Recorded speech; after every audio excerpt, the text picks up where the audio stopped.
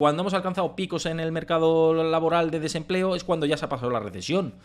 Y cuando empezó a repuntar, es verdad que es cuando han empezado ya los trimestres de desaceleración, pero el desempleo no es un indicador adelantado, es un indicador retrasado. Cuando aumenta el desempleo es cuando ya tenemos lo peor.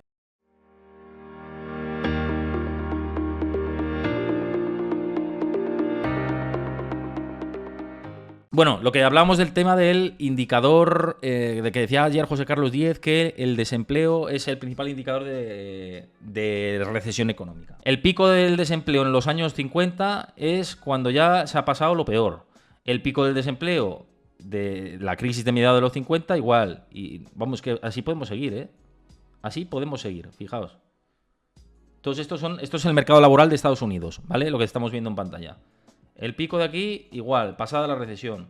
El pico de aquí, igual, pasada la recesión. El pico de aquí, pasadísima la recesión. El pico de aquí, pasadísima la recesión. El pico de aquí, pasadísima la recesión.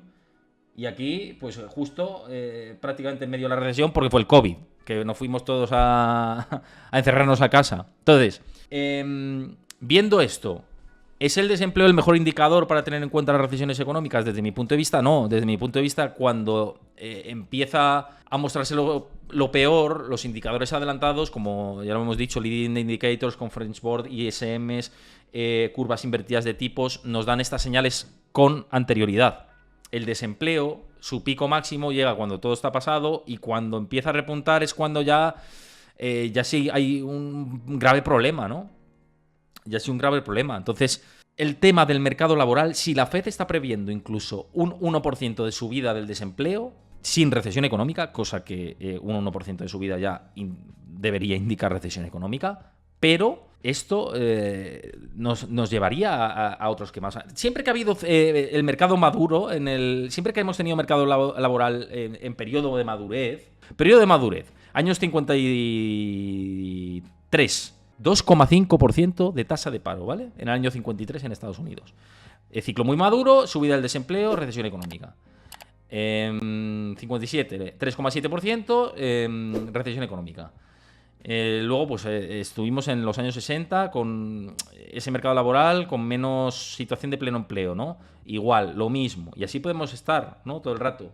3,4%. En los años 70 había un mercado laboral mucho menos dinámico y con unos problemas de desempleo más fuertes en Estados Unidos. Y así de manera progresiva en el tiempo. Así se ha replicado a lo largo de la historia, ¿no? Entonces, ahora que tenemos un mercado laboral en el 3,5%. El último dato que tuvimos del mercado laboral está en el 3,5% en Estados Unidos. ¿Esto es un indicador de que todo es fabuloso? Es un indicador de que todo es fabuloso en el corto plazo. ¿Es un indicador de que todo es fabuloso en el largo plazo? No. Es un indicador de que esa madurez del mercado laboral nos puede llevar precisamente a, en los futuros meses, aumentar el desempleo y aumentar las probabilidades de que venga una recesión económica. ¿Vale? Yo creo que se explica bien, ¿no? Todo esto. Y si lo vemos en el gráfico, es que ha sido así históricamente. Y cuando hemos alcanzado picos en el mercado laboral de desempleo, es cuando ya se ha pasado la recesión.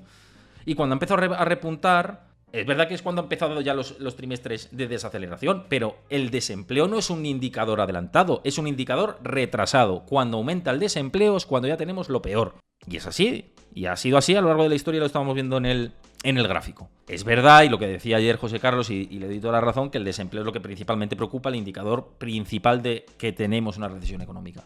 Pero no un indicador adelantado, un indicador retrasado, ¿no? Un indicador rezagado de las recesiones económicas. Entonces, bueno, eso yo creo que es interesante. Ver que se han hecho suelos cuando hemos tenido el ciclo maduro y luego ha subido. ¿Cuántas veces, os pregunto a los que estáis por aquí en directo, si veis este gráfico, ¿me podéis decir cuántas veces ha permanecido muchos meses el pleno empleo en Estados Unidos? ¿Muchos meses? Quizá ahora, en la parte de la actualidad, que es aquí, es cuánto más meses ha mantenido.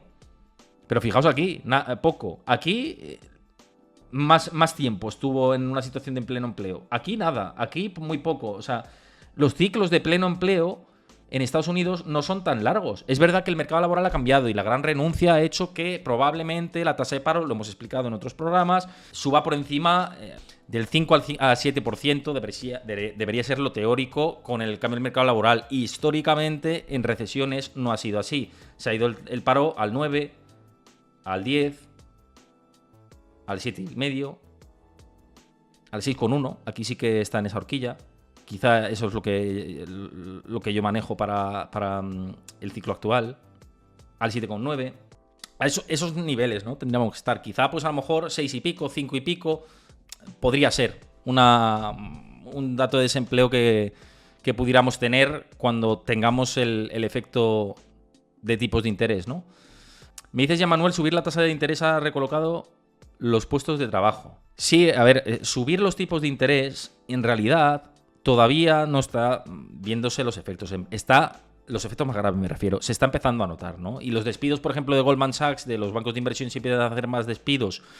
Y de las empresas tecnológicas, pues van en esa línea, ¿no? De lo que ha perjudicado la subida de tipos de interés. Sinceramente, yo pienso que esto es una cuestión de tiempo, sinceramente, de que tengamos estos ajustes en el mercado laboral, ¿no? Y de que se produzca un mayor desempleo. Es mi opinión, ¿no? Pero bueno.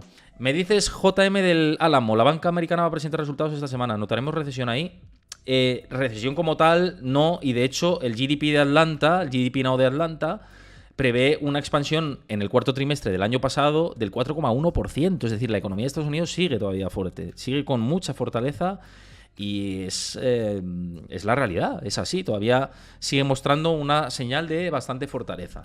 Entonces, lo que podemos ver no es tanto... En las cuentas seguramente hay ajuste, se prevé que haya ajuste de las cuentas y básicamente para mí lo más importante, además de las previsiones de cara a lo que tengan para el 2023, que me parece muy relevante, muy interesante, y ahí sí que pueden decir, hostia, a ver cómo se posicionan in-house de cara a la posible recesión económica si viene en 2023, pero los comentarios que tengan los CEOs de la banca de inversión. Me parece que ahí está lo relevante, ahí es donde se corta el bacalao y yo lo voy a seguir con mucha atención lo que digan los principales CEOs de la banca de inversión porque me parece fundamental. Una cosa es lo que se traslade de cara a la galería en los informes, ¿no? Que emiten a sus clientes privados y otra cosa muy distinta es las medidas que estén tomando y las previsiones que lancen, ¿no? De viva voz y a sus accionistas. Eso es muy importante. Entonces, me parece una semana clave, jueves, viernes y la semana que viene, para ver lo que tenemos, ¿no? Y lo comentaremos por aquí. Va a estar Diego Puertas el viernes